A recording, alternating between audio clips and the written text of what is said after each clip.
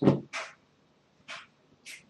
to part 2 of Villainous Times, June 13th, 2012, Friday. With me, it's your time. Buzzing again. We're going to be giving out some relationship advice at this point. So for those of you not in a relationship, please be advised that this information may in the future, come into your scope and should be utilized. I personally don't like or believe that there is any effective use for pet names in a relationship other than the ones you uniquely create for each other in a unique, they're just unique. So like, for instance, once I called a girl Starstruck and she called me Honey. Super unique, right? Yeah, not so much. The reason this is because your name is absolutely terrifyingly unique to yourself and how you respond to it. Most commonly, your name should be used most of the time. Why? Because one, when the other party gets sad, frustrated, upset with you, they tend to revert back to you using your real name, and the pet names die. So the pet names really only hold positive and or invisible, unrealistic fantasy realms of existence towards you. So when you hear them, you hear only positivity in the other person, even if you're not in that, mental or headspace, or you're depressed or sad or whatever negative effect is upon you. When somebody uses that term of endearment, the pet name, it's usually in a positive connotation, unless they're saying, "Aw, hun," like it's like, they're like, "Oh dear," but that's like, "Oh dear," like, "Oh dear," like, what the hell? Same thing. Oh dear, what the hell? What the? Same thing. So anyway, sorry, I got a hiccup there. I had to suppress. So yeah. The other thing is that, so when you hear that term come upon you, you have to, in the positive connotation, context, realm of existence, and you're not in that headspace, it really is, it's sort of degrading to who you are in that moment. Like, that's not, they're throwing it out there because they're comfortable with saying it, and they're just used to saying it in that manner, and it's like, it doesn't help you because it's just it's the improper headspace, and it's not validating who you are in the moment, and that's what's necessary, is understanding you in the moment and meeting you and your needs in that moment.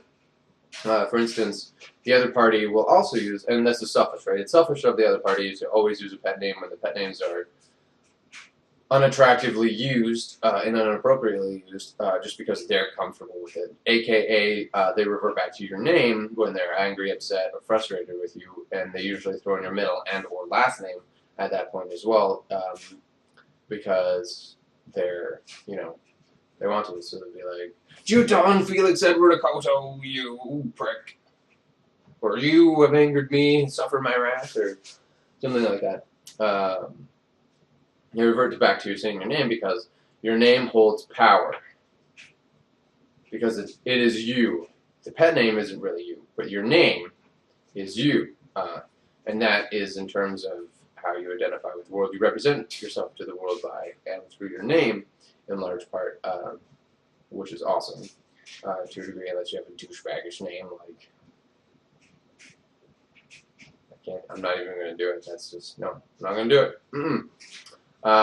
So anyways, yeah, your name holds power, and so you need to use each other's names more often, and not just in the vibrant and colorful scenarios of frustration and verbal anger towards one another when you're frustrated or upset. Using your name, the name of the other party, most of the time is much more effective in meeting them and who they are in the moment, which is absolutely much more necessary than your comfort is to using your pet name for them. Unless your pet name is something you created specifically for them that's super unique, like Starshine and Moonshine. Even though Moonshine is, but whatever. That doesn't come into play when it's effectively made for them and it represents the other half of the party of what you are. So like Knight and Maiden, and samurai and bushi. No, that's their code. And geisha? No, that doesn't. It sort of works, but not really. So, anyways, yeah. And just like your name holds power, so do your eyes.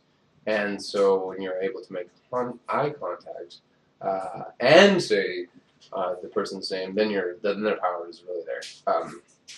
But when you fail to use their name and only use pet names and compare them, so like this is now beyond not making eye contact, which is amazing because eyes are the portal to the soul, not the stomach. No matter what women tell you about their husbands that they feed, those husbands are usually akin to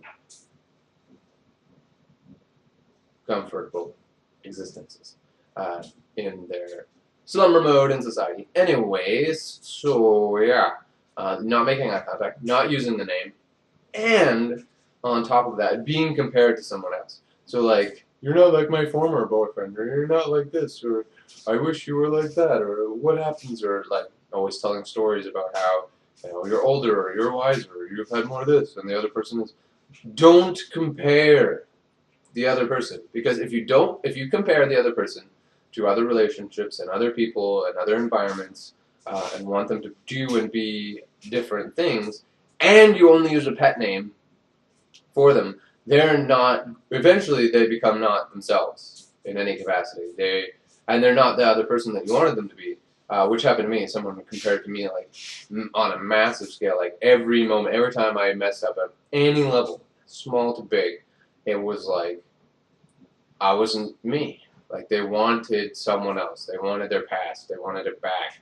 I wasn't it, and they were going to compare me all the time until I just wasn't. I wasn't real anymore, and either in their mind or in my own. I couldn't be it because I wasn't allowed. And then when I tantrumed, out of frustration because not being able to talk, like not being allowed to speak, and being compared always, and then being told like strictly that I had to be this other party, and then I was really being this way and that way. Eventually that ended badly because when you're not allowed to be yourself, and you know that they want to change you, and you know that you're being compared to that other person that they miss, that they're not over yet, and you should just end it because it's just gonna degrade your humanity into points where like you can't exist anymore. So your name, super important. Not comparing, super important. Getting over your past, and that could mean like a relationship or other things, traumas and stuff like that. Super important. You can still do that while you're in a relationship. You don't have to dump the other person. Maybe you need a break. Maybe you need some time. Maybe you need some counseling. Maybe you need their ears to help you and their voice to help you understand. And you need to be open and receptive to listen.